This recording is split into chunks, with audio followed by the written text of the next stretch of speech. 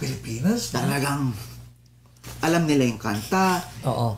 Paghataw pala ni JJ ng intro nung kanta, boom!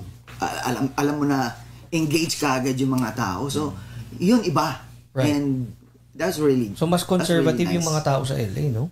It's either that, Bri, or hindi nila alam yung kanta choice ng kanta. Hindi, kasi kaya ako rin natanong, kasi tumugtog kami sa sa Vegas. Kayo meaning ni na P. Alvarez. Oo, Kasi PNP. you played Oo. drums for PNP. So, nung nagpunta kami doon, nung tumugtog kami, ang personal expectation ko, wild ang crowd dito kasi Vegas to eh. 'Di ba? Pagdating ko doon, hindi ba baliktad yung nangyari. Parang tahimik lang sila, ang hirap hilahin ng crowd. Versus sa LA correct. kasi 'di ba meron ang mga puti dito, kahit anong tugtugin mo, kahit Talagang, oo. Kahit hulahoy. Oo, 'di ba makarinig lang ng medyo upbeat yan. 'Di ba kala mo mga nakainom na eh. So ngayon, pag nasa Manila, ganun. And then some. And then some.